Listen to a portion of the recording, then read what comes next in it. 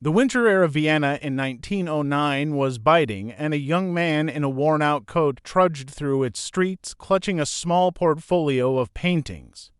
His eyes were sharp, restless, searching, not for a beer, but for a purpose. That man was Adolf Hitler, a struggling artist with more rejection slips than coins in his pocket. At this point, the world had no idea that this hungry, directionless youth would one day set it ablaze.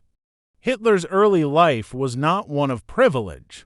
Born in Braunau am Inn, Austria in 1889, he grew up in a strict household under a domineering father, Alois, and a gentle, doting mother, Clara. He dreamed of becoming an artist, but fate and the Vienna Academy of Fine Arts had other plans. Twice rejected from the academy, Hitler spiraled into poverty, living in homeless shelters, selling sketches of buildings to scrape together a meal.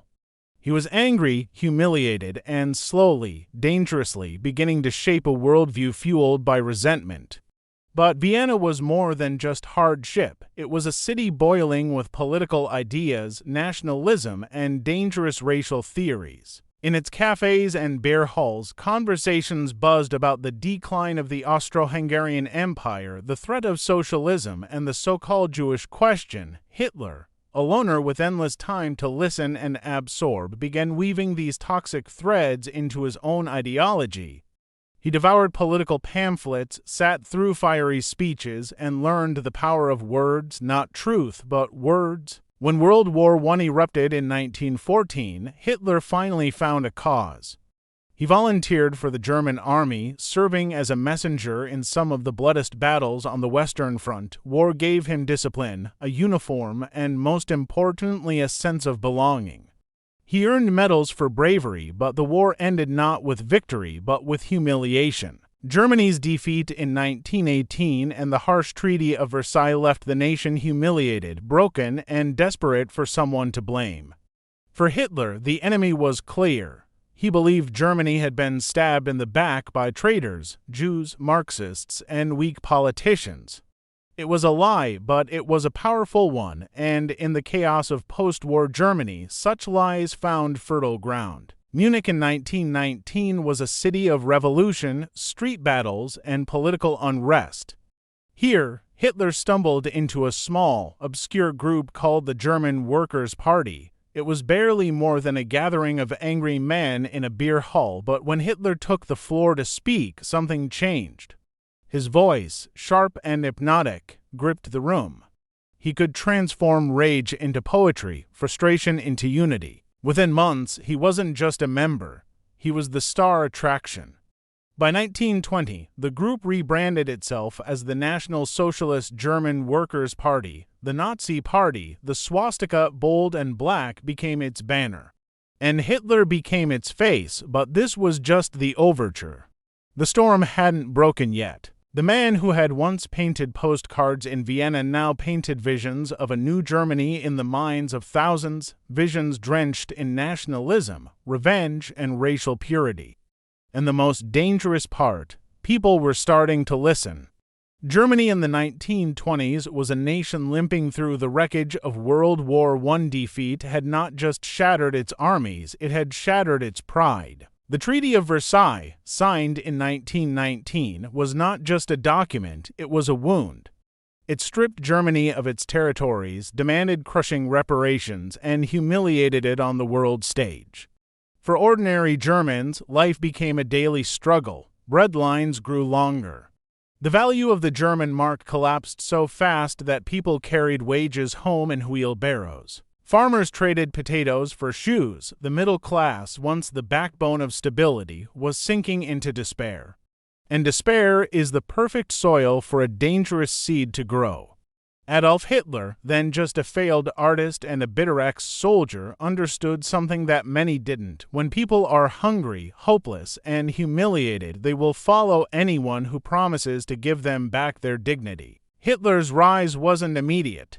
It began in beer halls, smoky, crowded rooms where angry men gathered to complain about the government, the economy, and the enemy within. Hitler, with his piercing eyes and thunderous voice, began to speak.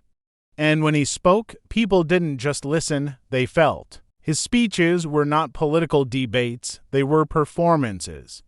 He used pauses, shouts, and hand gestures like weapons.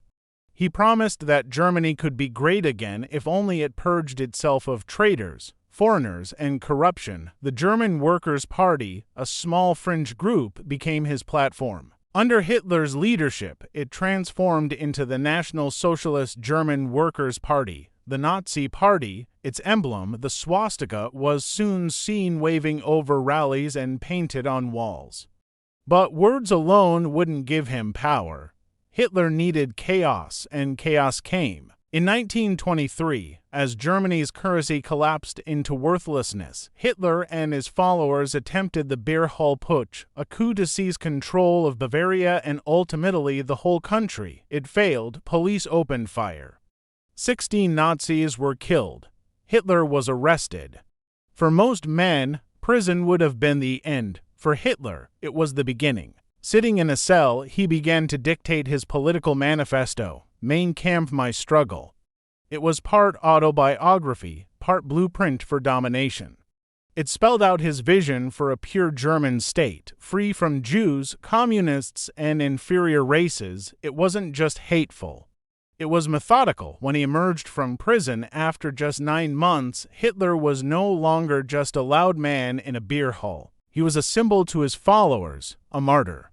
Germany's wounds were still open. Its people were still searching for someone to blame and someone to save them.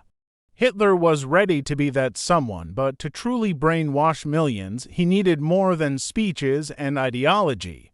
He needed a stage so large that no German could look away. And that stage was just about to be built. The Germany of the early 1930s had become a theater, and Hitler was both its lead actor and its director. His rise was not sustained by charisma alone. Behind him was a meticulously crafted machine of persuasion, fear, and control. This machinery didn't simply tell people what to think. It made them feel fear and believe until doubt was unthinkable. Hitler understood something many leaders before him had not, that emotions, not logic, decide loyalty. And so, every element of his public life was designed to evoke emotion first and thought second. In massive rallies, choreographed to perfection, thousands stood shoulder to shoulder, banners waving, drums thundering in unison.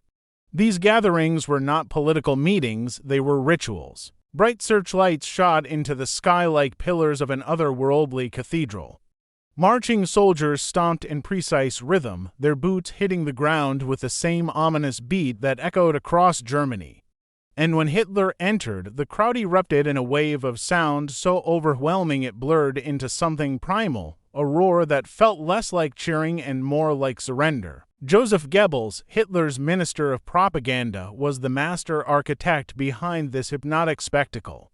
Goebbels once said, "It is not enough to convince people of something.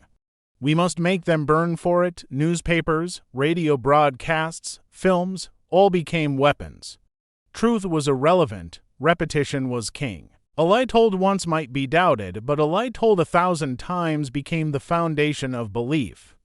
To an ordinary German family sitting in their modest living room, the radio became a trusted friend, one that told them every day that Germany's enemies were not outside, but inside: communists, Jews, dissenters. These were the ones to blame for their hunger, their lost sons in the last war, their humiliation at Versailles. And as the weeks passed, the anger sharpened. Neighbors stopped speaking, old friends became strangers.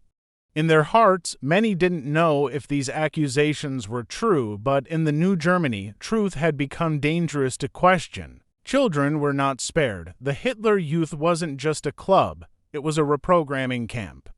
Boys learned to march before they learned algebra. Girls were taught their highest honor was to bear children for the Reich. By the time they reached adulthood, they were not merely citizens, they were instruments of the state. Dissent was silenced swiftly. A whisper against the Führer could end with a knock at the door at 2 a.m. The Gestapo didn't have to arrest everyone. They only had to arrest enough people to make everyone else afraid. And so, the country began to police itself. Paranoia seeped into the air like invisible poison. Yet, for all this fear, there was also a sense of pride among the masses. New jobs were created, roads and factories were built. The economy began to hum again, and for many, this was proof that the Führer was right. They didn't see the storm gathering beyond the borders, or perhaps they didn't want to. And so, Hitler's Germany stood, united not by reason, but by emotion, fear, hope, anger, and pride all woven together into a single, unbreakable thread. It was a unity that would soon plunge the entire world into darkness.